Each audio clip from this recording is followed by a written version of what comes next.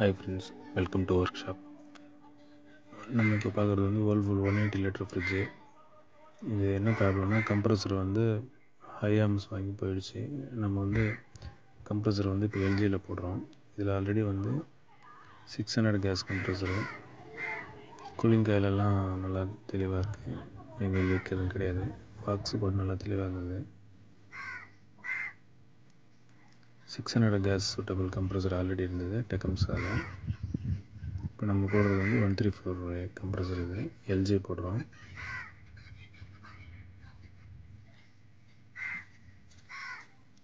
One 1345 series. இது 600 case. அந்த compressor remove பண்ணிவிட்டு எல்ஜி கம்ப்ரஸர் MA42 வந்து சீரீஸில் போடுறோம். கேஸ் எதுவும் லீக்கு கிடையாது, கேஸ் கொஞ்சம் இருந்தது. ஸோ ஆல்ரெடி 600 கேஸுன்றதுனால அது வந்து பெரிய ப்ரெஷரில் வெளியில் வராது, நிறையா இருக்காது, கொஞ்சமாக தான் இருக்கும்.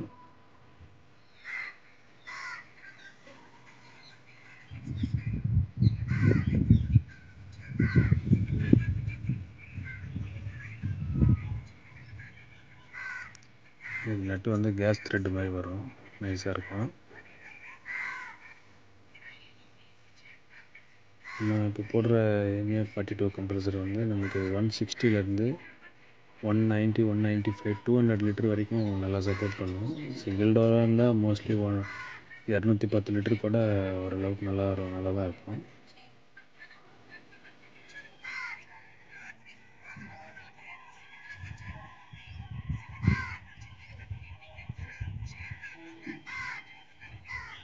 மோஸ்ட்லி இந்த 600 கேஸ் இருக்கிற கம்ப்ரஸர் எல்லாம் வந்து அலுமினியம் காயில் வர மாதிரி வரும். அதனால் சீக்கிரம் வந்து லைஃப் வராது, சீக்கிரம் போய்டும் இந்த கம்ப்ரஸர் எல்லாம். பவர் வந்து நம்ம கம்மியாக எடுத்தால் கூட லைஃப் வராது. இப்போ வர இன்வெர்ட்டர் மாடல் மாதிரி தான்.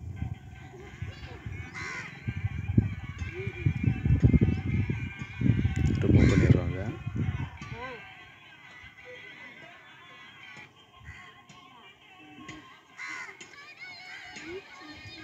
நம்ம இப்போ வைக்கிறது வந்து எல்ஜி MA42. இதில் மார்க்கெட்டோட ப்ரைஸ்னால் 285 வரைக்கும் விற்கிறாங்க. எம்ஆர்பினா 3160 ரூபா, எவ்வளோ 200 வருது.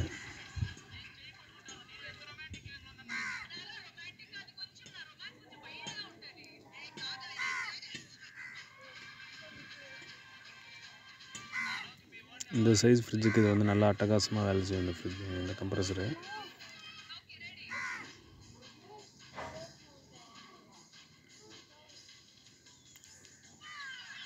ஆல்ரெடி இதில் நமக்கு லப்பர் வாஷரு எல்லாமே அதிலே வந்துடும். பழைய வாஷரு போட தேவையில்ல. புது கம்ப்ரஸருக்கு லப்பர் வாஷரு, ரிலே, அந்த ரிலே போடுற கப்பு, நட்டு எல்லாம் வந்து செட்டாக கொடுத்துருவாங்க.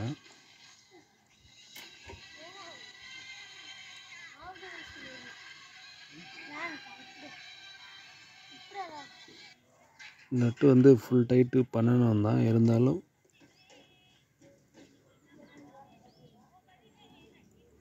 கம்ப்ரஸர் வந்து வைப்ரேஷன் வர்றப்போ பாடியும் சேர்ந்து ஷேக் ஆகாமல் இருக்கிற அளவுக்கு ஓரளவுக்கு தான் இருக்கணும். அப்போ தான் வந்து வைப்ரேஷன் வர்றப்போ ஃப்ரிட்ஜு வந்து நமக்கு வைப்ரேஷன் ஆகாது. நம்ம ஃப்ரிட்ஜு மேலே கை வச்சோம்னா அதிகமாக வைப்ரேஷன் இல்லாமல் இருக்கும். ஃபஸ்ட்டு வந்து டிஸ்சார்ஜ் வந்து வெல்டிங் வைக்கிறோம்.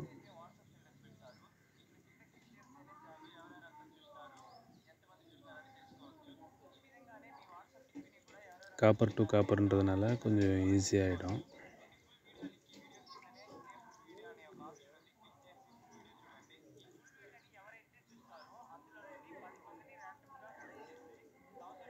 ஆல்ரெடி கண்டென்சருக்கு காப்பர் பைப்பு ஜாயின் பண்ணி ஒர்க்கெல்லாம் பண்ணியிருக்கிறாங்க. அதில் ஆல்ரெடி இன்னர் கண்டென்சர் கட் பண்ணிவிட்டு அவுட்ரு போட்டு, அதுக்கும் பைப்பு கம்மியாக இருந்ததுனால காப்பர் பைப் எல்லாம் போட்டு ஜாயின் பண்ணி எல்லாம் ரெடி பண்ணியிருக்காங்க.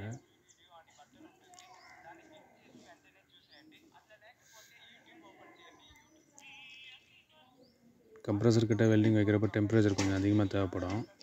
இந்த மாதிரி ரேக் பீஸ் கண்டிப்பாக இருந்ததுன்னா தான் வெல்டிங் வந்து பர்ஃபெக்டாக ஆகும், சீக்கிரமும் ஆகும். இல்லைனா ஒரு டின்னு காலியானா கூட அங்கே வந்து வெல்டிங் ஆகாது, சும்மா ஹீட் மட்டும் போய்கிட்டே இருக்கும். கீழே அந்த பிளாஸ்டிக் பீஸ் கூட மெல்ட் ஆகிற அளவுக்கு போய்டும். கம்ப்ரஸர் மாற்றுறப்போ கண்டிப்பாக ஃபில்ட்ரு வந்து மாற்றி ஆகணும்.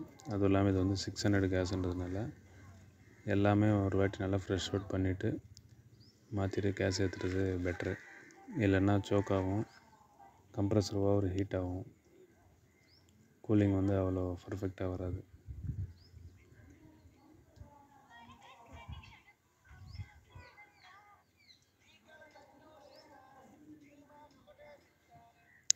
ஆர்டினரி ஃபில்ட்ரு போட்டால் கூட போதும். ஒன்றும் சிங்கிள் வே ஃபில்ட்ரு வரும், அது போட்டால் கூட ஓகே. சிலிக்கா ஜெல் அந்த மாதிரி டபுள் 2 வே அந்த மாதிரி ஃபில்டர்லாம் கூட தேவையில்லை.